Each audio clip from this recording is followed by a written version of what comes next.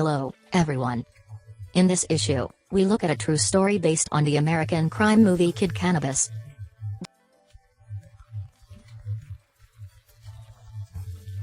Danny, the delivery boy, lived in a small house with a poor family and his mother and brother. Despite working multiple part-time jobs, his mother is also working to earn money just enough to pay for his younger brother's education and make ends meet. At a time, Danny was delivering takeout, got an unexpected tip about getting rich from a customer who smoked marijuana. The man is a chatterbox, to put it bluntly. His friend was selling marijuana worth $600 for half a kilo, and it can be done in Canada.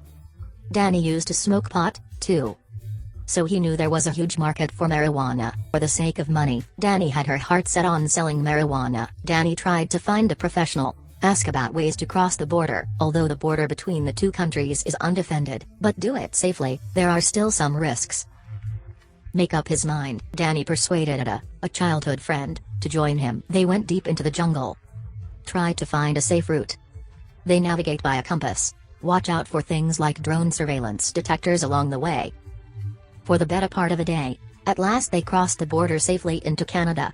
They fished out a sunken ship from the lake. It sold for $1,800 as startup capital for the future. Driving across the border, Danny was too nervous. They were subjected to rigorous inspections by the staff, because Malaysia is legal tobacco in Canada. So they went straight to a marijuana store and offered to buy some. But the store only offers retail. The man next to them leaned forward to warn them to leave as soon as possible, because there are a lot of police informants around. If they want to smuggle across the border, must be caught. The man took them away from the eyeliner and came to his home, and offered them marijuana for sale. Danny didn't care what was good or bad. Take the goods and run. They split up before crossing the border and agreed that Ida would take the goods through the forest. Danny followed the normal path. Meet me at the 8-mile marker in 3 hours. Unexpectedly, the compass suddenly failed. Ida can only navigate by memory and intuition. There were no accidents with Danny. Was stopped by the staff to accept inspection. He pretended that his friend who had come with him had an emergency. That's why I went back alone.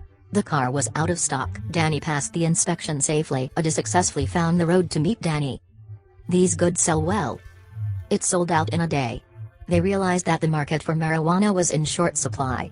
To make more money, they are about to come to Canada to find supplies. Was accidentally targeted by the police. After parking, I realized it was a false alarm. The police simply because he was not wearing a seat belt, registered license plate. Listening to the evasive answers of the two young men, the police guessed they were coming for marijuana. Just off the top of his head, north is the best place to grow marijuana. Danny was overjoyed. He couldn't believe what he had just experienced. They then headed north in search. Passing by a gas station, a girl smokes marijuana nearby. Ida very curious why the girl dared to violate the rules. Lighting a fire and smoking marijuana in such a dangerous place. Unexpectedly, the gas station was contracted by the girl's father. A succession of good fortune had made Danny wonder what she was up to, but something really good had happened to them.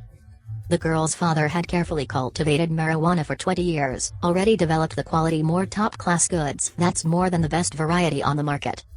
But the price tag is high. They asked $1,600 a pound, and at least $1 million for sale. Danny is ambitious. He planned to get 300 pounds first, make a fortune.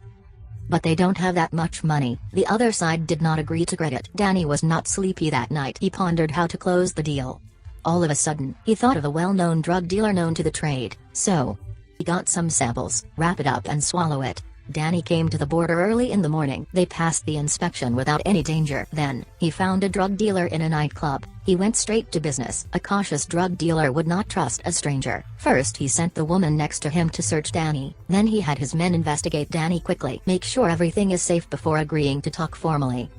The drug dealer checks the goods, feel better than their other sources of supply. Danny wants $2,600 a pound. The drug dealer directly reduced the price to $2,200 and promptly offered $660,000. If this business goes through, Danny would have netted $180,000. Otherwise, the strength of the drug dealers will easily kill Danny. After getting the investment, Danny started building a shipping team. He gathered all 6 of the boys who were on good terms. Ida led the team across the border to pick up the goods. Each person will be paid $3,000 and $5,000 for a trip. They prepared 2 cars, One was used as a decoy to divert police attention and another to pull people and load cargo. 7 people covered 16.3 miles in ghillie suits, meet the supplier at the designated location, and each man only took 6 pounds of goods at a time, so that he could pay later. Everybody made $3,500 on the first run, but Ida was very upset. He had thought Danny wanted a 50-50 split with herself. Danny explained that he had made the investment, found the sales channel, also hand-built the team. If caught, he carried it all by himself. Ida thought it was true.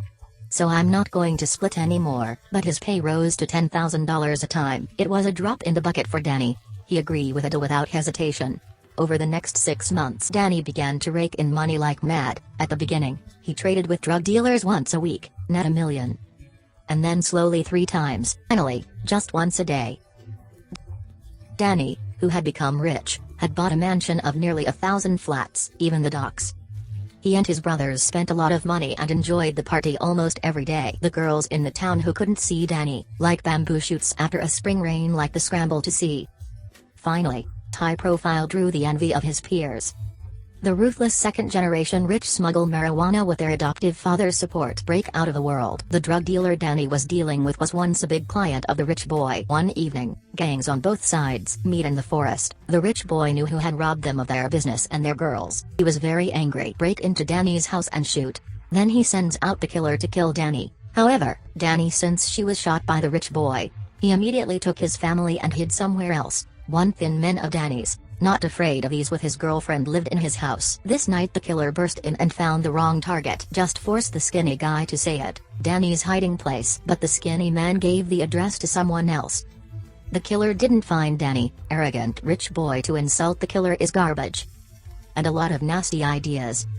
Look at the rich boy is very arrogant. The rich boy thinks they are smart. The killer finally had enough. Just kill it and throw it into the wilderness. A little over a month later, the body of the rich boy was found. Ida saw the news, asked if Danny had done it. Danny was taking drugs, delirious, say he do things for a reason. Let Ida don't worry about that. Everyone thought Danny had killed the rich boy, not for long. The yellow hair in the line was swollen with desire. Some marijuana was stashed away on the way, while he was alone to pick up the goods. The FBI is after him. The FBI got wind of it, followed the yellow-haired car. They used yellow hair as a breakthrough point to crack down on drug gangs. Fight for remission of sentence to atone for one's merits. Without hesitation, he agreed to help the FBI catch the others. This was an advance message received this evening. The drug dealer notified Danny. Danny ran away quickly. The drug dealer liked Danny's no-game personality, so the drug dealer can help Danny. Others were caught because the yellow hair. The FBI told them they smuggled 18 tons of marijuana. He faces life in prison with no possibility of parole, unless they reveal the boss behind it. To save a few years in prison, no one hesitated for a second, directly accusing Danny and put all the blame on Danny. Even said, Danny killed the rich boy.